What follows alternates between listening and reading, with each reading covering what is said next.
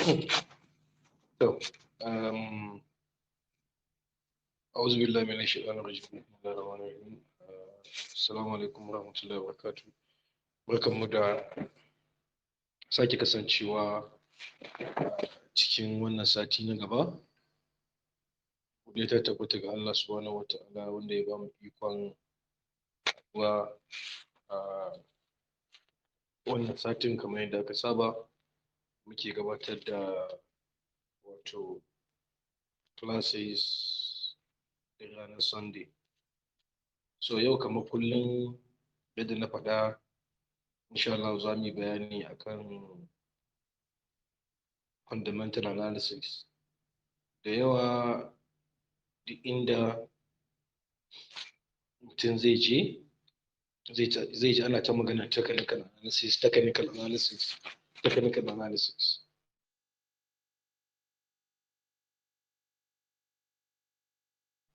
kuma akwai analysis a gefe washi fundamental analysis da wani kuma ce ma ai fundamental analysis nan ya ba kuma technical duk yadda aka yi technical analysis sai ka zance ba 100% an ce ma zai kaza bane saboda fundamental yana to shi ne wannan fundamental din shi me shi fundamental din ya yake me ake bi a rikon so tun da haka har ya kai matsayin da za a yi technical analysis ya zama na cewa ya fi technical analysis karfi so lallai ya kamata a san me shi kuma it's very important market ka san me technical analysis da fundamental, right? So me fundamental analysis bari mu gurguje saboda karancin lokaci duk da muna recording wanda kalle za su samu.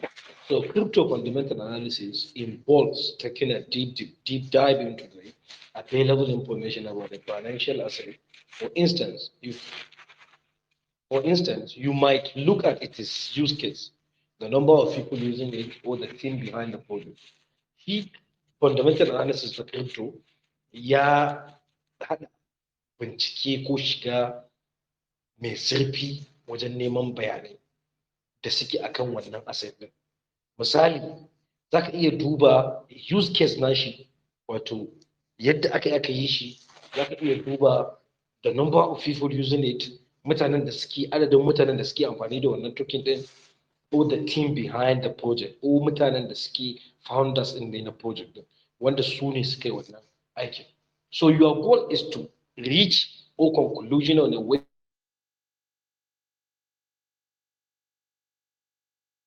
that asset is overvalued or undervalued. Kawai abin da ake neman ko ci goals ɗinka ko targeting shine ka fahimci cewa wannan asset din yana da overvalued ne ko kuma undervalued. At that stage, you can use your insight to inform your trading position. So da haka zaki amfani da insight ɗinka. Da yawa wasu muna yin mistake. Wani zai zo ko ya ce okay, news da ake saki ko event da ake zuwa a yi, ko misali kamar yanzu da muke ta ana ta sakin news, okay sai tama za su yi, sai tama za a yi waye, wannan shi ne fundamental analysis. Wannan it is part of sentiment. It is part of sentiment. Shi ne abin da ake cewa sentiment. So shi kan zo ya haɗu da fundamental sai su gyara juna.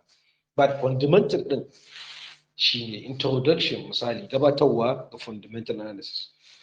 Trading asset as volatile and cryptocurrency. Trading duk wani abu da yake na asset ne, especially wanda ke da matuƙar kasada kamar cryptocurrency, so required some skills. Ya kamata ko yana buƙatar ka samu wasu skills. Selecting a strategy, ya zama kana da hanyar da kake bi ka yi shi, kai selecting naka strategy din, kai sai abu kaza yake kaza kake kaza, sai abu kaza yake kaza. Understanding the past world of trading, ka fahimci ya ma ake duniyar trading din take tafiya, and mastering technical and fundamental analysis. Wannan biyin gaba ɗaya ko ina zaka je sai an tafi da su, technical da fundamental analysis are practices that come with a learning curve. So kana da buƙatar ka koya shi, yasa kullum gobe jibi nake magana duk wanda ya zo ba ko duk wanda yake ciki a ci gaba da neman ilimi. Wannan harkar ilimi bai karewa cikin ta. So lallai da ilimi shine zaka samu ka yi abin da ya kamata cikin kwanciyar hankali. So when it comes to technical analysis, some expertise can be inherited from the legacy financial markets. Many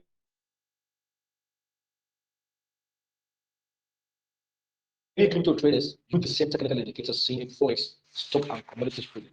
Idan aka zo technical analysis, wani misali ne ko za mu bayar saboda ya fari, idan aka zo technical analysis, so da yawa duk wata market da take financial market ce, kamar daga stock, indices, forex suna amfani da technical indicators. Da wani technical indicators ne suke amfani da su, wanda suka da kamar the tools like RSI, ana ce mata relative strength index, akwai MACD, akwai unbollinger bands da sauransu. So wannan seeks to predict market behavior irrespective of the asset being traded.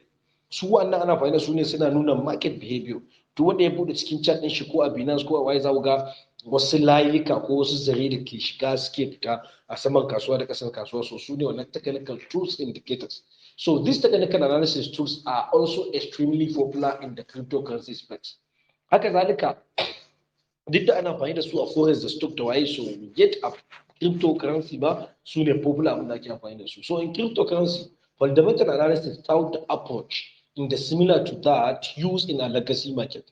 You can't rely use trade and tested tools to access crypto asset. Ba za ka so ka ce ka dogara ka inda 900% ka ce wannan su ne za su na baka full information da kake so dan ka tabbatar da market wani ne take ciki ba. So we need to understand where the drive value from.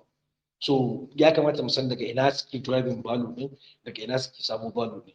So in this article, we will attempt to identify metrics that can be used to craft your own indicators. What is fundamental analysis? Menene shi fundamental analysis? Me shi fundamental analysis, wanda ake kira da FA, is an approach used by investors to establish the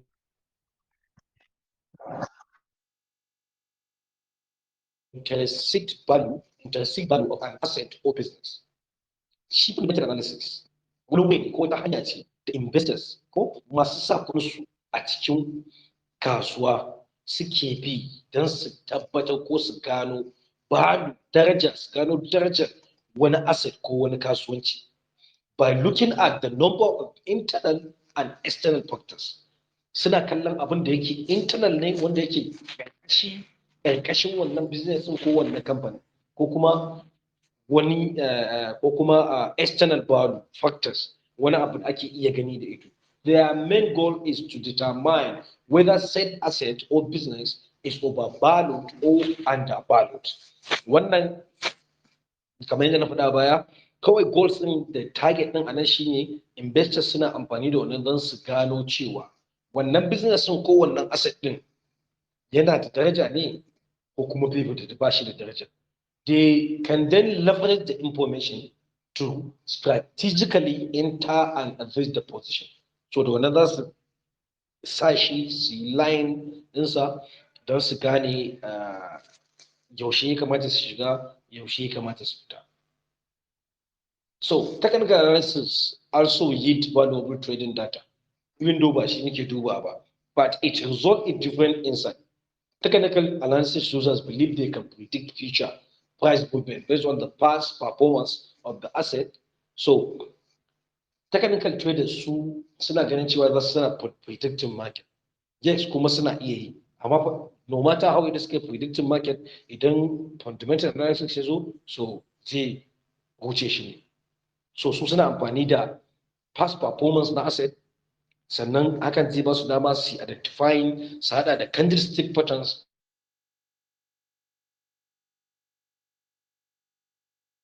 and studying essential indicators since predicting market da ke tafiya. So traditional fundamental analysis generally look to business metric, to figure out what they view to be its real value. Indicators used include earning per share. Abin da ke nufi da earning per share, how much profit a company makes for each outstanding share. Nawa ne profit ɗin da company yake making a kowane lokaci, kowace share idan aka juya. Or the price to book ratio. Price to book ratio yana nufin how investors value the company versus its book value.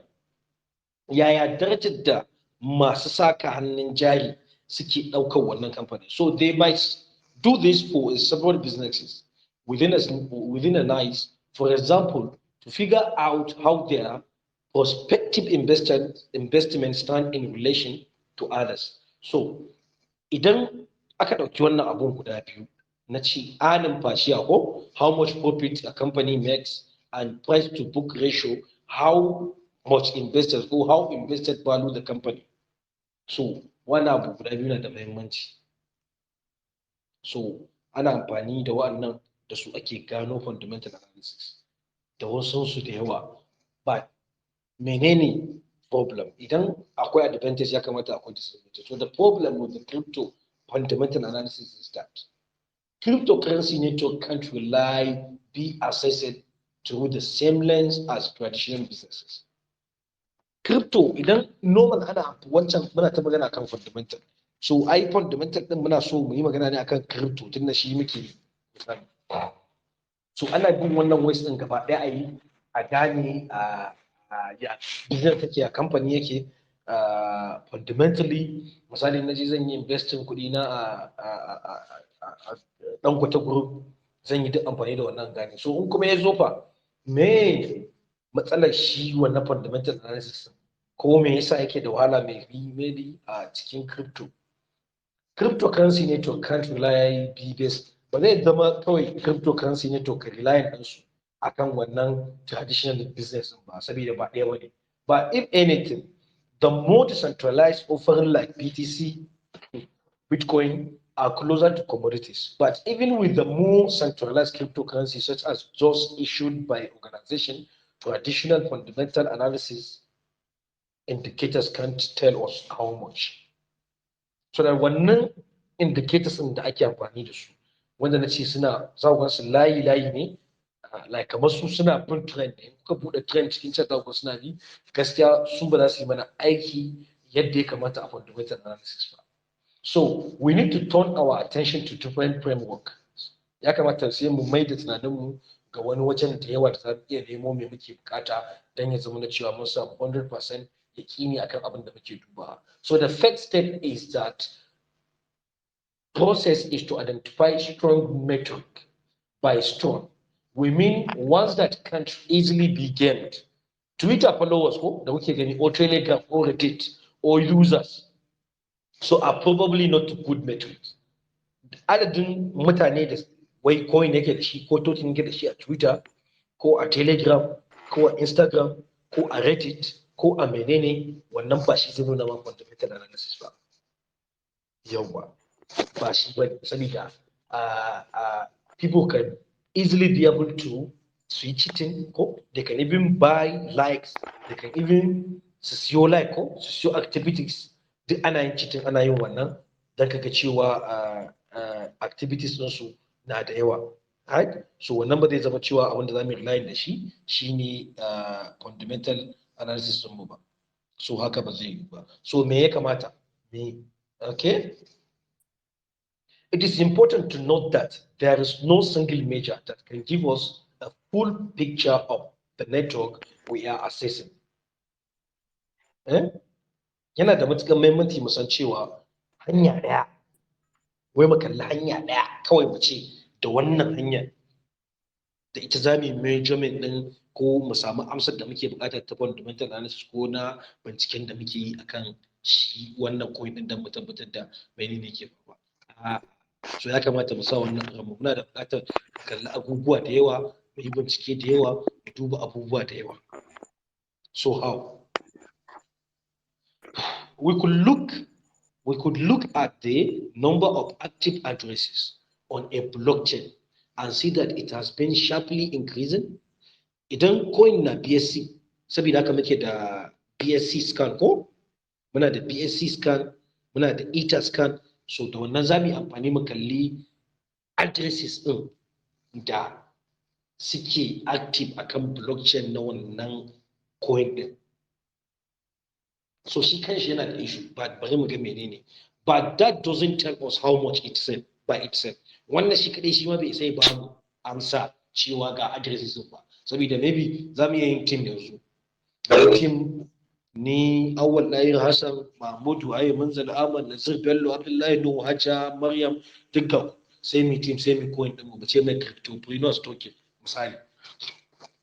In na ga dama ina zaune sai in ɗauki address ɗina sai in tura Abdullahi nu sai dawo da wannan. So wannan address din suna active. In muka dama mu within our team za mu na juya addresses, muna buɗe different addresses ko different wallet da za mu na transaction din.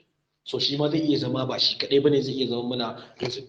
So idan muka kula a nan shine shi bayan fundamental analysis ne mai zaman kansa, to wata hanya ce kuma ta bincike akan ka gane kyan shi ainihin coin.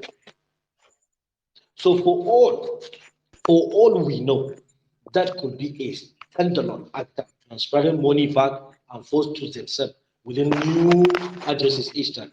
So that means maybe in dawo da kudin ko in dawo da asset din wajena in mayar da shi wa wancan in do. Abdulwahab kaɗan yi mana muting din abunka, kana interrupted din mu. So sound din da kake wajen yana interrupted din mu, kaɗan yi missing, kaɗan yi muting so that kai mute. So in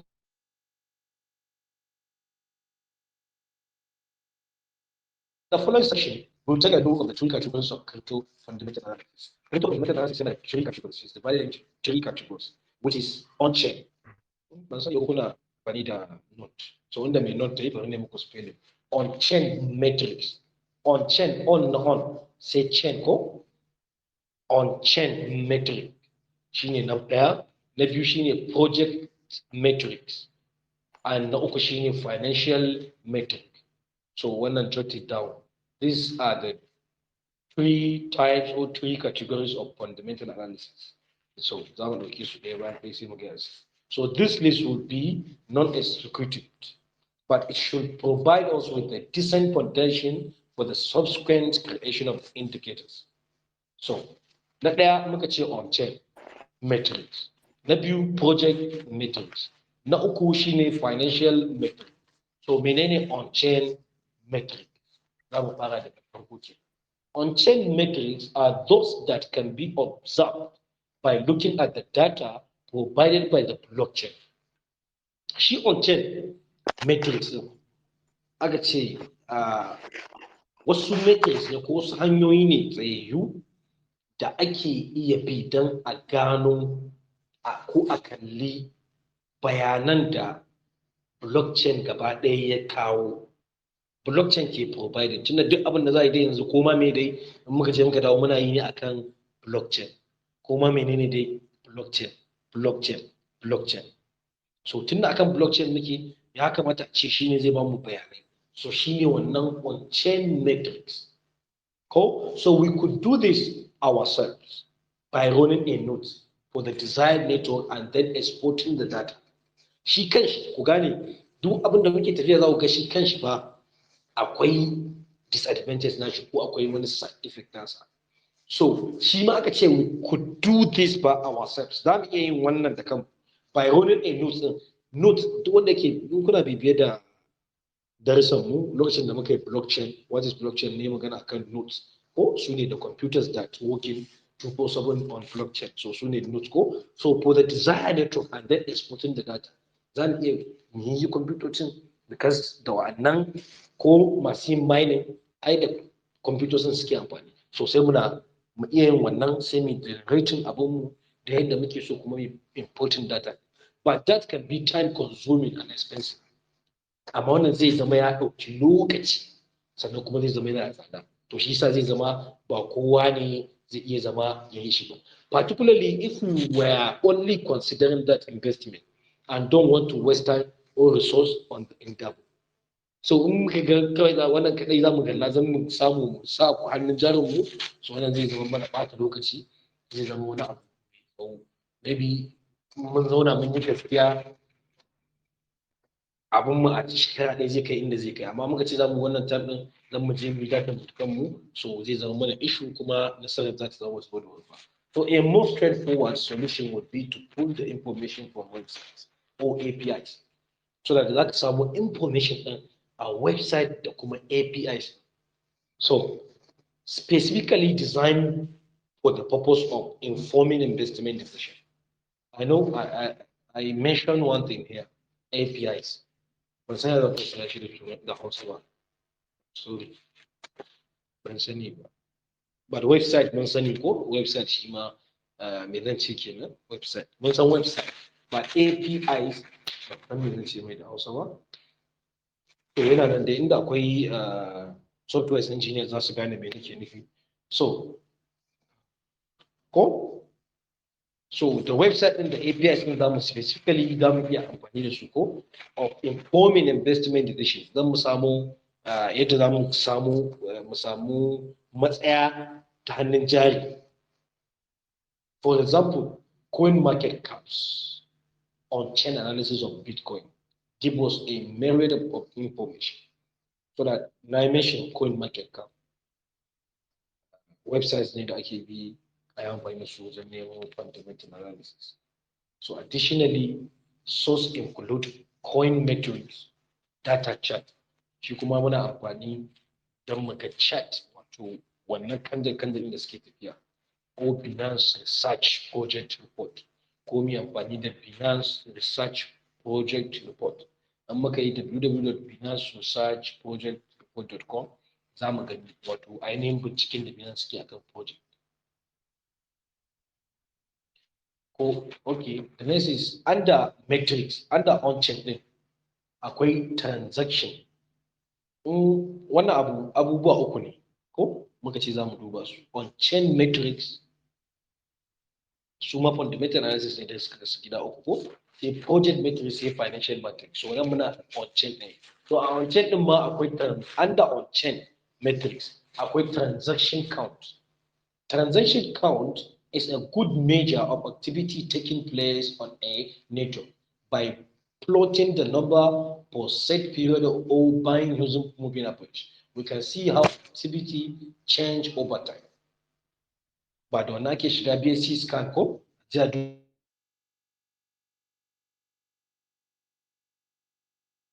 ga adadin hodges nawa ne kuma duk transaction da aka yi duk da cewa ba a tracking aka je BSC scan in abin kan BSC ne za mu ga transaction din da aka yi in transfer ne in siya aka yi a ina aka siya nawa aka siya ina aka tura shi to shi ma zai ba mu damar cewa lallai wannan coin din yayi busy ana siyan shi time to time gashi nan lokaci kusa bayan lokaci mara so note mu kula kuma that this metric should be treated with caution as with active addresses we can't be sure that there isn't just one party transferring funds between their own wallet to inflate the on-chain activity. So shi ma mu kula. Zai zama cewa ba shi kadai shi ma za mu damke ba mu ce kawai mun samu fundamental da shi. So zai iya zama shi ma ta yaya za mu tabbatar da cewa ba ƙungiya ɗaya ba ce ta tattaru take transfer ɗin pound ɗin between wallet ɗinsu ko to wata wallet ɗin don ta samu ta goge wata cikin gurbin wannan on-chain activity ɗin. Mutum ya zo ya kalla kawai ya ga wannan su ya san an gama da on-chain activities wanda suke transaction count ne ko na on-chain metrics activities kuma under fundamental analysis.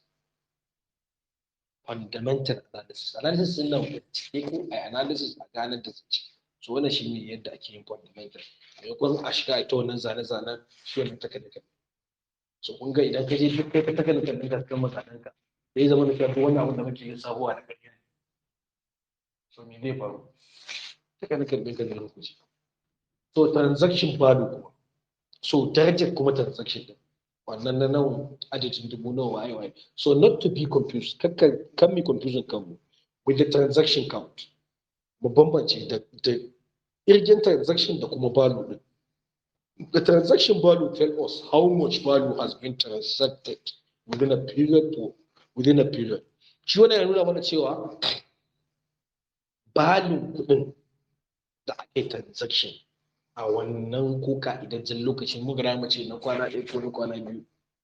For instance, misali, if the total of 10 Ethereum, guda Ethereum transaction was $50, this is an example, $50 each. So we are sent on the same day. We will say that the daily transaction volume was $500. Idan $50 kowane transaction misali $50 ne ko so sai aka yi transaction 10 mun san 500 ce to gaba ɗaya 500 transaction ɗin 500 akai dala 500 so we could measure this in a fiat currency like USD so muka za sai mu measurement da kuɗin ko like kamar da mu yi amfani da USD or we could measure in the protocol's native unit ko mu yi amfani da measuring ɗin da Ethereum so abu na uku active addresses wannan har yanzu muna under on-chain metrics wannan su ne metrics ɗin to on-chain metrics so wannan da muke lissafowa transaction count transaction value ko su ne wannan metrics sai active addresses active addresses are the blockchain addresses that are active in a given period. Approaches to calculating this vary, but a popular method is to count both the sender and receivers of each transaction over the said period, e.g., misali, days, weeks, or months. Some also examine the number of unique addresses cumulatively, meaning that they track the total over time. So, duk transaction kamar yadda na faɗa, duk abin da ke kan Ethereum blockchain, in aka transaction ɗin shi muka ce ethers kan gashi nan a ciki. So da wannan za mu yi amfani mu ga active addresses da suke kai. Cire batun holders yanzu mun ga value ko mun ga count. So wannan addresses din wanne ne suke active akan blockchain wa'anda an lissafa su haɗe da sender da receiver da wanda ya tura da wanda ya karɓa. Ya suke are they active kamar yanzu misali akwai wani is one of the admins in cryptopreneurs sai mun message an yi pumping wani coin daga 0 coin yana da zirka nawa ya koma dala 40 da wani abu dala 30 ma sai na ce kai ina zuwa na ɗauki contract ake sinsa ina zuwa ban yi nisa ba ma tun a coin na kayan da coin because active address na shi 85 or almost 86% of wannan token din an yi unlocking ɗinsa a unlock wallet. That mean 85% ɗinsa wani wallet guda ɗaya ne yake rike da shi so that they can easily manipulate the market. Easily za su iya manipulating kasuwa su duk abin da suka ga dama. In suka siye shi gaba ɗaya ne za ku ji an zara liquidity ko in suka siyar da shi. To wannan active din ya ake yi a shine so in aka gane su ma suna ɗaya daga cikin wannan sai fees bet wato kuɗin da charges da ake ɗauka ko perhaps kwarai more important for some crypto asset that others wasu sun ɗauke shi yana da daraja than others but the fees bet can tell us about the demand for block space. We could think of them as bits at an occasion. Users compete with each other to have their transaction concluded in a timely manner. Those bidding higher will see their transaction confirmed or mined sooner, while those bidding lower will need to wait longer. Ta nan ake iya samun ko bambance different types of orders da ake samu su limit, stop, su market order wato instant execution so that kowane transaction da ya faru a nan za mu iya kanin shi wato bid. Wannan bidin is between bid and ask ko bid is the price that we are willing to buy and ask is the price that we are willing to sell the particular asset. So idan mutanen da suka siyi sama za su ga transaction ɗin su kwamfa yayin mining suna ko da wuri wanda suka siyowa to suna da buƙatar su ɗan jira kafin transaction ɗin su yi zama cewa an yi verifying nasa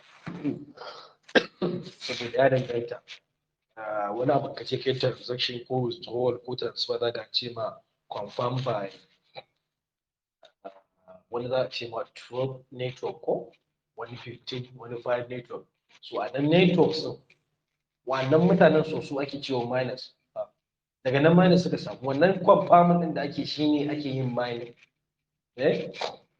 I'm sorry inda wa kuke inda five miners, I'm sorry, don't like kawai just ka bude waya ka danna waya have to work. So su are there 24/7 da CPUs din su confirms your transaction into the blockchain so that ta gaske samu zai da fees din nan da ake bayarwa. So wannan shine mining na cryptocurrency. So for cryptocurrency, with the decreasing emission schedule, this is an interesting metric to study. The major proof of work power. Proof of work. Blockchain provide a block reward. In sum, it is made up of a block subsidy and transaction fees.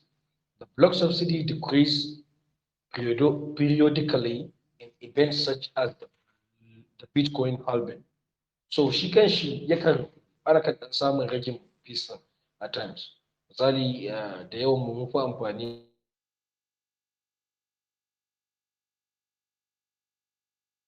da yawan sani masu amfani da post wallet kaje bankin su za ta fara slippage ko sometimes a rage slippage ko ga wani slippage din shi 12%, wani 10% go up there da because the cost to mine kudin da yarda mine din to mine tend to increase over time, yana increasing over time saboda miners so suke za wannan fees ba wai wani abu bane ba, suna da nasu su ma kasa. So but the block subsidy is slowly reduced. Za ku ga da higher slippage da ka biya ma'ana da higher fees ko da faster your transaction zai da wuri. So otherwise, miners will operate at a loss and begin to drop of the work of the network. So this has a knock-on effect on the security of check. So saboda haka aka ƙara samun tsaro, an ba mutane dama wanda za su iya zama su suna verifying window computer ke aiki, so sun rage aikin nursing, but they can't crash it. Ba kuma su suke sa ba su suke saving database ba. Okay, to hash rate and amount step. So hash rate din su da suke amfani da shi and amount step. Now hash rate din is related to minus. So wannan abu kuje sai da lokaci yana ƙarƙashin fees ne hash rate duka da muka karanta. So yanzu mun kalli misali hash rate ko na farko feed pet, active address, transaction value, transaction count duka suna ƙarƙashin on-chain metrics. Abu guda uku da suke ƙarƙashin fundamental analysis. Na farko shine on-chain metrics. Na biyu shine project metrics. Na uku shine financial metrics. Saboda haka mun kalli on-chain metrics. Wannan on-chain din a kasan metrics din da ke kasan on-chain shine transaction count. Muka ce na biyu shine transaction value. Na uku active addresses. Na hudu face bet. Na biyar hash rate and the amount of stake. Wato blockchain study use many different transactions algorithms, each with its own mechanism, given that these play such as integral role in securing the network. Diving into the data surrounding them could be prove valuable for fundamental analysis. Hash rate is often used as a measure of network health, wato kuɗi da ko hanyar ƙarfin da miners suke da shi for a particular. So that hash rate is often used as a measure of network health in a proof of work cryptocurrency.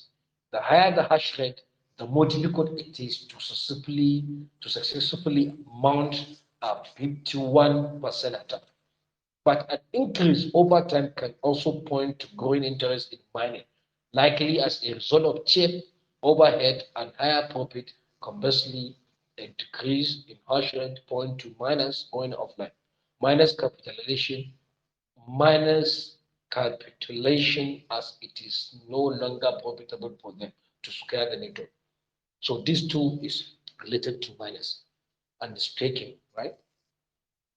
So what ne ko time zai ba mu dai na jin wannan subject din sai mun dauke shi unnecessary because it is very important abu sani saboda ya hada da abubuwa da yawa yana da matuƙar muhimmanci in ka san shi ka iya shi ta haka ma za ka iya amfani da shi kan shi ka gano koyin yana da kyau ba sai ka zo kai ta tambaya cewa da Allah abu kaza yana da kyau ba kai ma da kanka za ka iya dubawa hankali kwance kawai dai ka zauna ka karanta ne kuma matsalar mu dama mutanen mu ba ma son karatu sorry to say ba ma son zama mu karanta abu so abu na gaba shine project matrix ko under project matrix muna da white paper muna da the team muna da computers muna da tokenomic and initial distribution so akwai da initial matrix muna da market capitalization liquidity and volume so kun ga duk wannan sai mun kalle su one after the other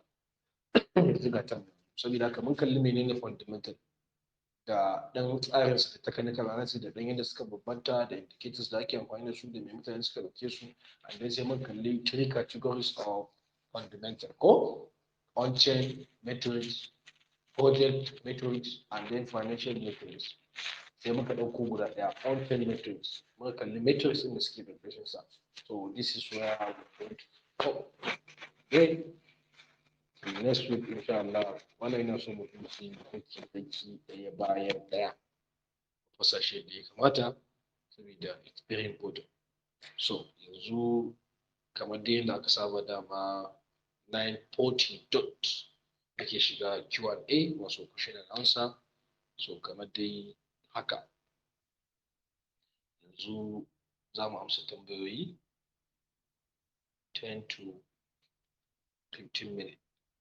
wanda kuma suka yi missing ko wanda suke da buƙatar su ƙara sauraron me muka yi immediately mun rufe wannan za ku sami complete lecture ɗin a YouTube channel insha Allah so tambaya